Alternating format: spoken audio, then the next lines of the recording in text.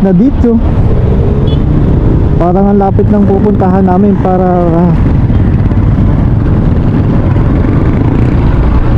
mag t-shirt lang ako, no? Pero ang pupuntahan namin Batangas City.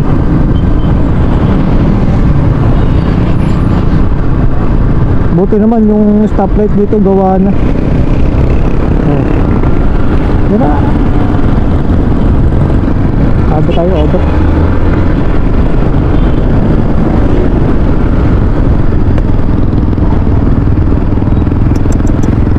Kasi nalabas ng alanganin. Alam na yung parating.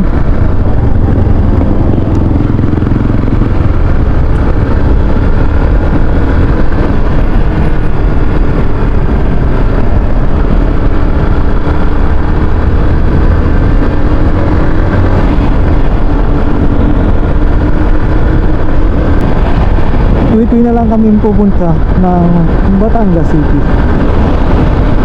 Ay ganito ang panahon, laging kulimlim. Sana ganito na lang kulimlim, huwag nang mulan. Kasi yung lagi yung sa amin, basta pagdadating namin ng pagpupunta namin ng Batangas City, lagi kami inuulan.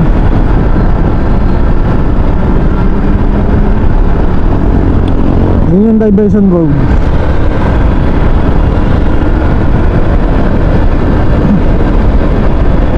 At kami dito diretso punta kami na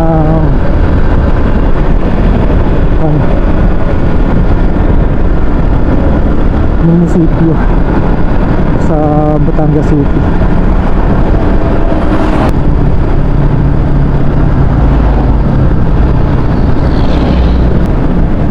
Eto na tayo sa Tropican.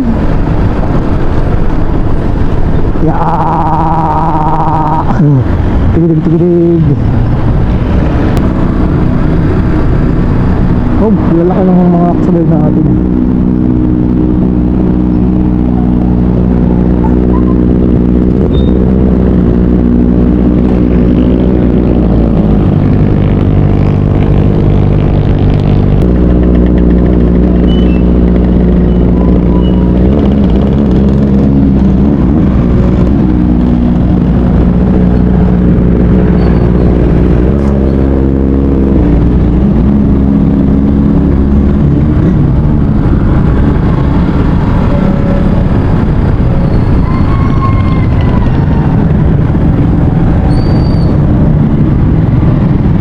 Ito lang kasi yung isang tropical na matindi-tindi.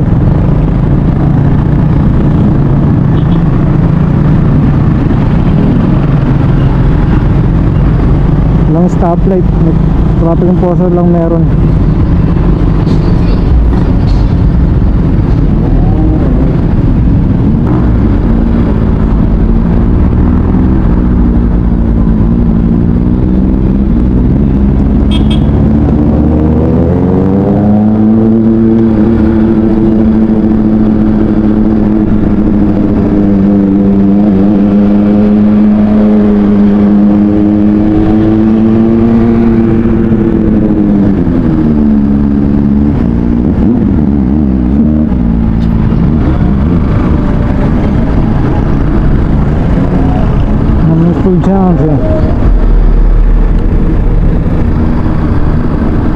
Nakakita pa tayo ng superbike.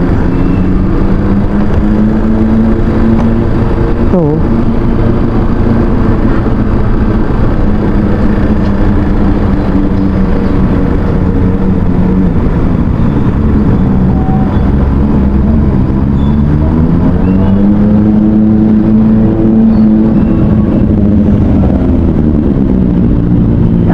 lumiko na.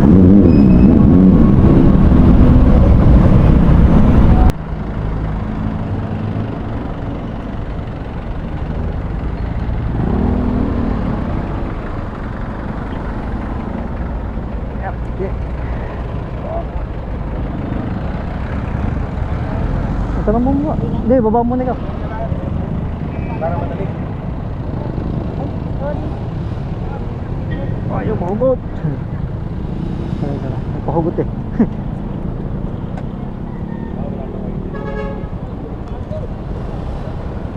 Wala.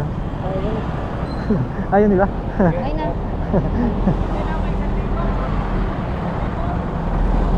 Thank you po.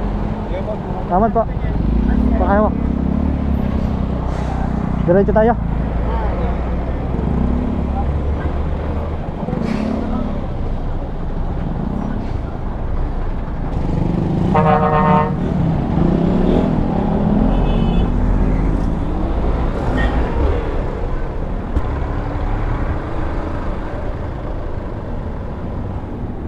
In 200 meters, sharp left onto Hilltop Road, President Jose P. Laurel Highway.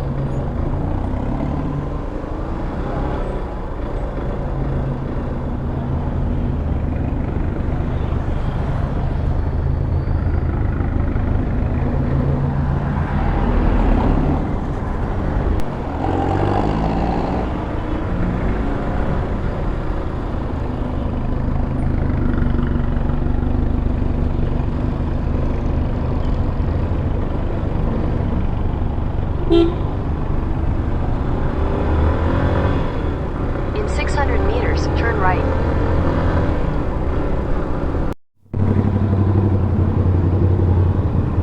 Labas na ang plane ng Ducati.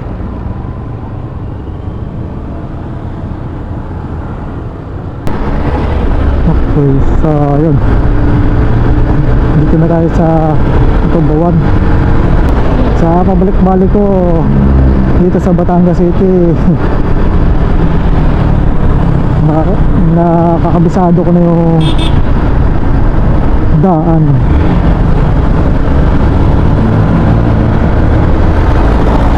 Pero nung mga una-unang mga rides ko dito, ang motor ko ay yung Vega Posta. Only in the Philippines, kahit kere yung daan sinisira.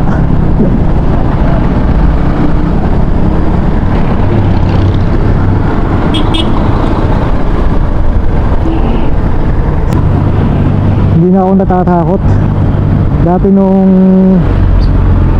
Vega Force pa yung aking motor, pag may mga rides at pagka first time ako sa daan, talagang kabadong kabado.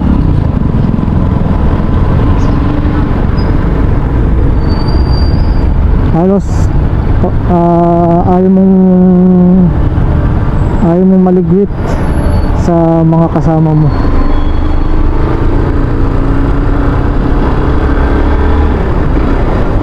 Ganun ako nung unang ride ko dito sa Batangas City, sa Monte Maria ganun.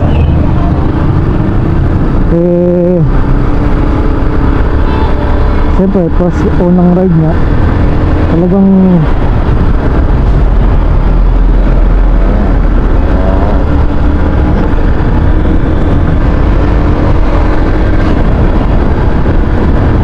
wala, ayaw mo mag-uot sa yung sinusundan kasi nga baka pag nawala, pagka naligwit ka, bigla ka maligaw. So kaya ganun din ako, talagang kung sino yung sinusundan ko, talagang ayaw kong mawawala sa akin mga mata. Pero ngayon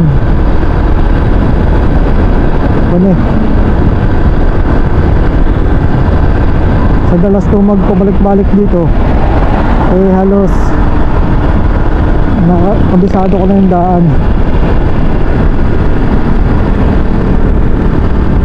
Op, op, e-bike, op, op, op, op, op.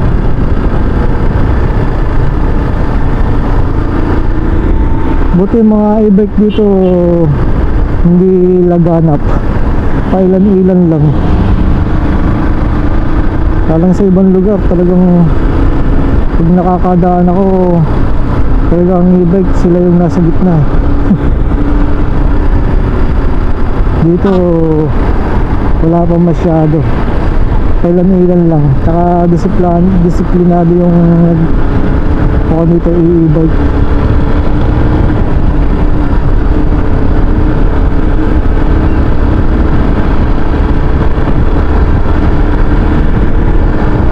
Yun yung mainit na ako ngayon sa Facebook, mga e-bike. Napapanood ko sa mga newsfeed na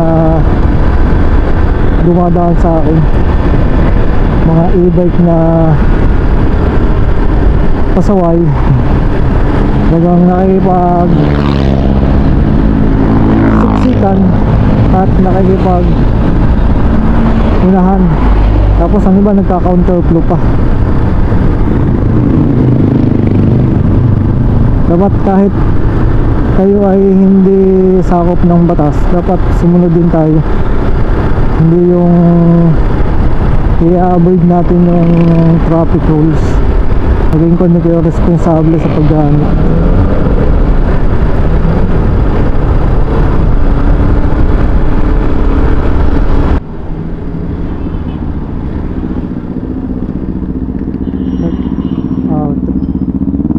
Hindi mo na rin makakon, ano?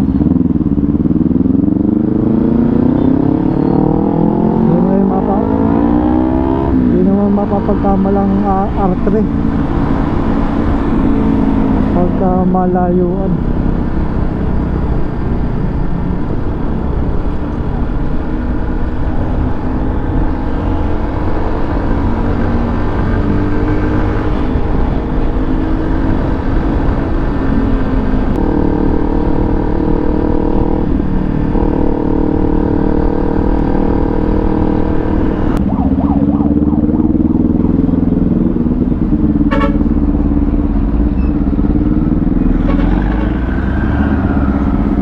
Yun yung tambucho kong ilalagay sa motor ko. Wala lang ako makita umpa, elbow.